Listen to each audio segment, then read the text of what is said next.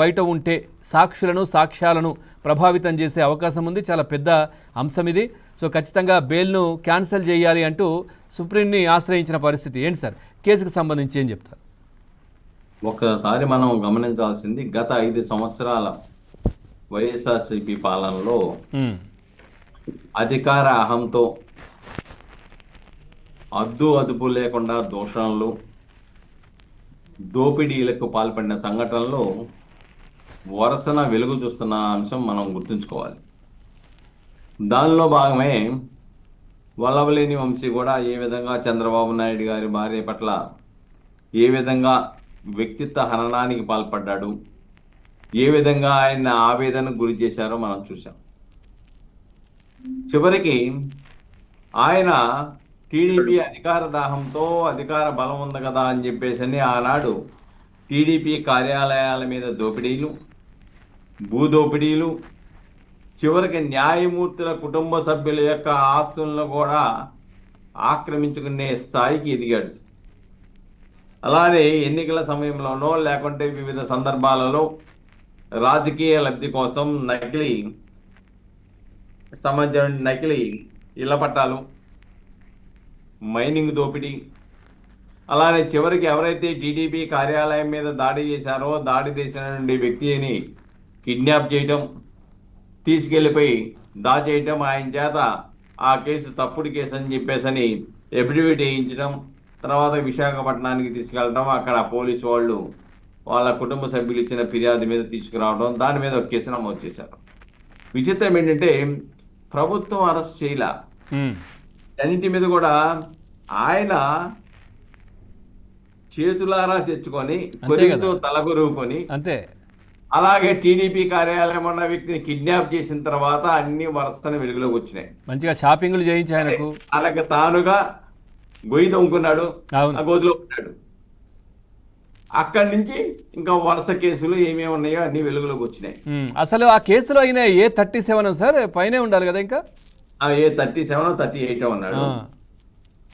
ఇంకోటి ఇప్పుడు ఆల్రెడీ హైకోర్టుకి వెళ్ళిపోయి ఈ అక్రమ మైనింగ్ సంబంధించి ఆ దోపిడీలో 196 కోట్ల అవినీతి జరిగిందని చెప్పేసి ప్రస్తుతానికి వెలుగు చూస్తుంది. తర్వాత ఎంత వెలుగు చూస్తో మనం చెప్పలేం. దానిలో హైకోర్టును ఆశ్రయించి హైకోర్టు నుంచి బెయిల్ పొందారు.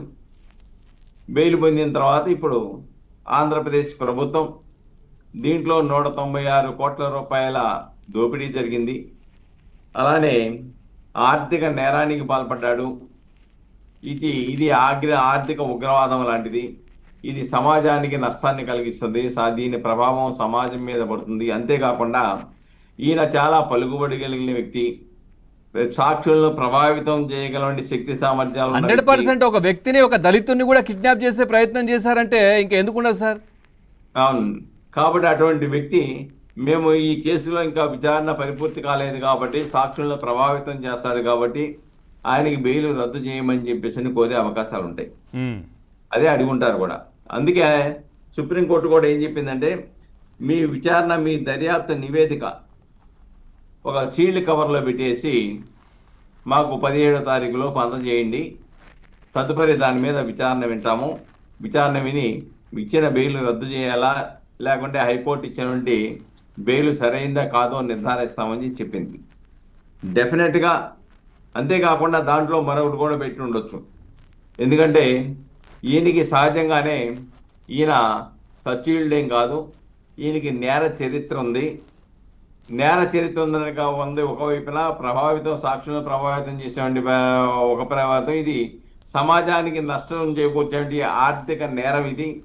కాబట్టి ఇవన్నీ కూడా పరిగణలో తీసుకొని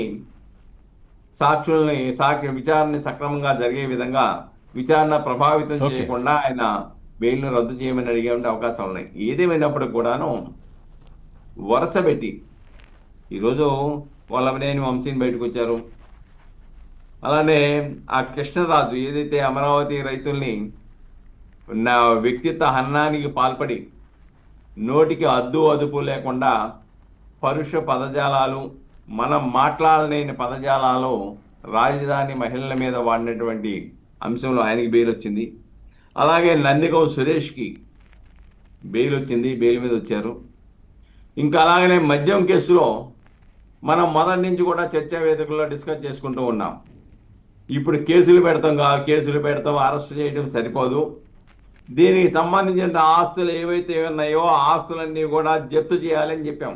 అవును, డిస్కస్ మన చర్చా వేదికల్లో అవును అనేక సార్, సార్లు. అవును, దాని ప్రకారం దాదాపుగా 30 కోట్ల రూపాయలు వివిధ ప్రాంతాల్లో వివిధ చోట కేంద్రీకరించబడినటువంటి ఆ సొమ్ముని రైట్ సార్, స్వాధీనం చేసుకున్నారు. కాబట్టి ఇక్కడ ఒకటి వాస్తవం అండి, ఆర్థిక ఉగ్రవాదం పేరుతో ఆర్థిక నేరాలకు పాల్పడే వాళ్ళు ఎవరైతే ఉన్నారో వాళ్ళ పట్ల కఠినంగా కనుక వ్యవహరించకపోతే, గతంలో సుప్రీంకోర్టు చెప్పింది జగన్మోహన్ రెడ్డి గారి కేసులోనే, ఆ ఆర్థిక నేరాలు ఈ ఈడీ అనో సిబిఐ పెట్టిన కేసుల్లో వాళ్ళు ఆయన స్పష్టంగా వెళ్ళిపోయి నా తరపున మా ప్లేటర్ గారు హాజరవుతారు అనుమతి ఇమ్మంటే, ఇవి తీవ్రమైన ఆర్థిక నేరాలు, ఇది సమాజం మీద ప్రభావితం చూపుతుంది కాబట్టి ఇటువంటి వాటిలో కఠినంగా వ్యవహరించాలని చెప్పేసి ఆయన కేసులో ఇచ్చింది. అదే విధంగా ఆర్థిక నేరగాల పట్ల కఠినంగా ఉంటే తప్ప వ్యవస్థ బాగుపడుతుంది. రైట్. అనుష గారు నమస్కారం.